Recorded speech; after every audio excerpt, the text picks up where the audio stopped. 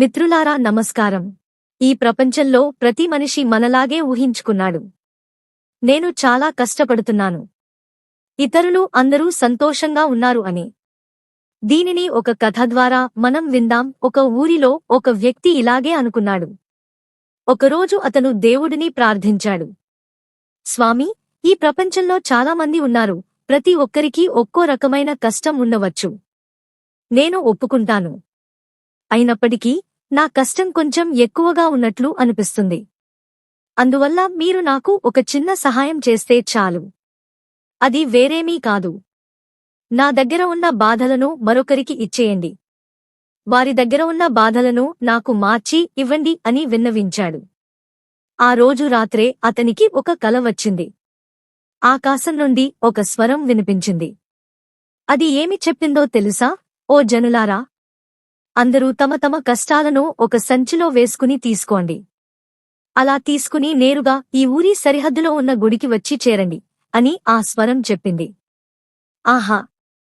దేవుడు మన ప్రార్థనను ఆమోదించాడు అని ఇతను సంతోషించాడు.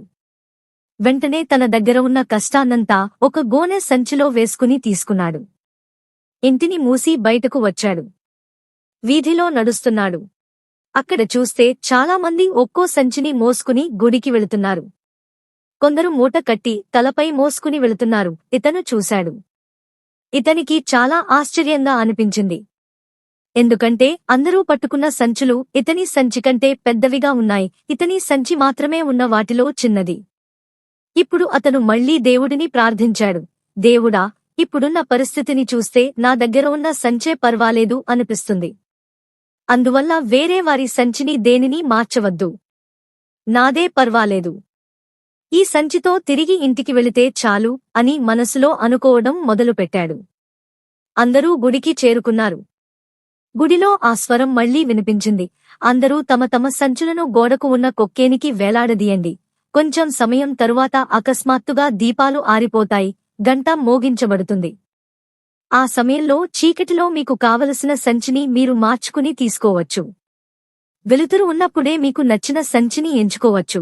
దాని పక్కన చూసి మీరు నిలబడవచ్చు అని ఆ స్వరం వివరంగా చెప్పింది. అలా చెప్పిన తర్వాత అకస్మాత్తుగా దీపం ఆరిపోయింది. గంట మోగింది. కొద్దిసేపటి తర్వాత మళ్లీ దీపాలు వెలిగాయి. ఇప్పుడు చూస్తే అందరూ తమ తమ సంచులనే గట్టిగా పట్టుకుని నిలబడి ఉన్నారు. ఇతను కూడా అలాగే నిలబడి ఉన్నాడు. ఇతను నెమ్మదిగా పక్కన నిలబడిన వ్యక్తిని చూసి అడిగాడు, ఎందుకు మీరు మీ సంచినే చేతిలో పట్టుకుని ఉన్నారు? మార్చుకోలేదా అని అడిగాడు. లేదు నాయనా, నువ్వు ఎందుకు చేతిలో పట్టుకున్నావో అదే కారణంతోనే మేము కూడా పట్టుకున్నాము. మన కష్టాల గురించి మనకు కొంతవరకైనా తెలుసు. కాని ఇతరుల కష్టాలు మనకు పరిచయం లేనివి, అలవాటు లేనివి. అందువల్ల మనకు తెలిసిన కష్టాలను ఎదుర్కోవడం సులభం. తెలియని వాటిని ఎదుర్కోవాలంటే మళ్లీ మొదటి నుండి ప్రారంభించాలి. అందువల్ల పాత కష్టాలతో జీవించడమే మంచిది అన్నాడు పక్కన ఉన్న వ్యక్తి. ఆ తర్వాత తన సంచే చాలు అని ఇంటికి తిరిగి వచ్చేశాడు ఇతను.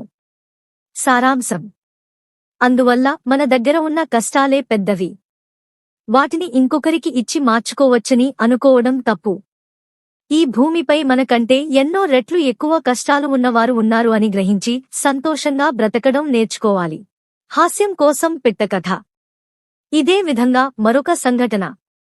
ఒక ఊరిలో ఒకరోజు రాత్రి ఆకాశం నుండి దేవుని స్వరం వినిపించింది.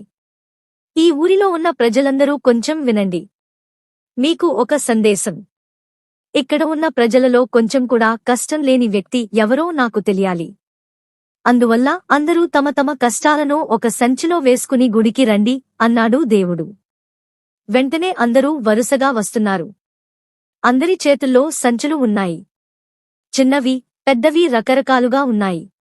కష్టమే లేని వ్యక్తి ఎవరో దేవుడు వెతికాడు. ఒక్క వ్యక్తి మాత్రం చేతిలో ఏమీ లేకుండా ఖాళీ చేతులు ఊపుకుంటూ చాలా సరదాగా నడుచుకుంటూ వస్తున్నాడు. దేవుడు అతని దగ్గరికి వెళ్ళాడు. ఏం నాయనా, నీకు కష్టమే లేదా అని అడిగాడు. నాకు కొన్ని కష్టాలు ఉన్నాయి అన్నాడు అతను. అవి ఎక్కడ ఉన్నాయి అని దేవుడు అడిగాడు. వెనక లారీలో వస్తున్నాయి అన్నాడు అతను. ఈ కథ నచ్చి ఉంటే దయచేసి మై టీవీ తెలుగు ఛానల్ని సబ్స్క్రైబ్, లైక్ మరియు షేర్ చేయండి.